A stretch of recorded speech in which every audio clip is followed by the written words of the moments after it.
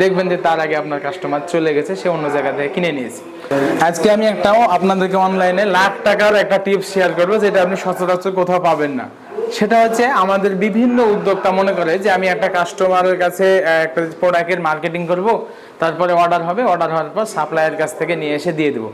এটাতে আপনার সেল হবে, ভালোই বিক্রি হবে, কিন্তু আপনার ডাইনামিক যে সেল বা প্রবলভাবে আপনি যেটা বৃদ্ধি করতে পারবেন সেটা সহজে হয় না।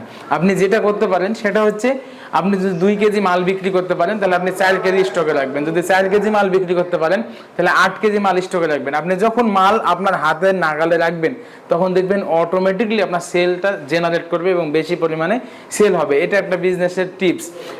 ব্যবসার ক্ষেত্রে যেমন কি করে, আমরা লোকাল এলাকায় যদি মুদিখানার দোকান দিই, আর এই মুদিখানার দোকানে যদি ডিম যে যারা সাপ্লাই দেয় মুদিখানার দোকানে, সকালে আপনার কাস্টমার একটা আসলো ডিম নেবে, সে তাই তখন আপনার সাপ্লায়ার যে ডিম দেয় সে বিকালে আসে, আপনি তাকে বললেন যে বিকালে আসেন, দেখবেন যে তার আগে আপনার কাস্টমার চলে গেছে, সে অন্য জায়গা থেকে কিনে নিয়েছে।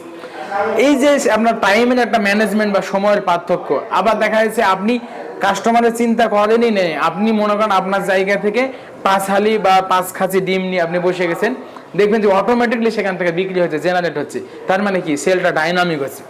আমি মূল যে বিষয়টা বোঝানোর চেষ্টা করতেছি সেটা হচ্ছে, আপনি যে কোনো প্রোডাক্ট মার্কেটিং করে বিক্রি করতে পারেন, অর্ডার হওয়ার পরে সাপ্লায়ারের কাছ থেকে আইনে দেওয়া এক জিনিস, আর আপনি নিজে স্টকে রাখার পরে এখান থেকে দেওয়া অন্যরকম জিনিস। এটাতে সেলটা বৃদ্ধি হয়। তার মানে ওইটাতে কি হয়, এটাতে সেল হয় কিন্তু ব্যবসা হয় না। আর স্টকে মাল থাকলে এটাতে সেল হয় প্লাস বৃদ্ধি হয়। তাই এইরকম আমাদের কাছে কালোজিরা ফুলের মধু, সরিষা ফুলের মধু, লিচু ফুলের মধু সবসময় অ্যাভেলেবল স্টকে থাকে। তাই যদি আপনিও এভাবে সামনে শীতকে কেন্দ্র করে অল্প পরিমাণে মাল স্টকে রাখতে চান তাহলে আমার নাম্বারে যোগাযোগ করুন।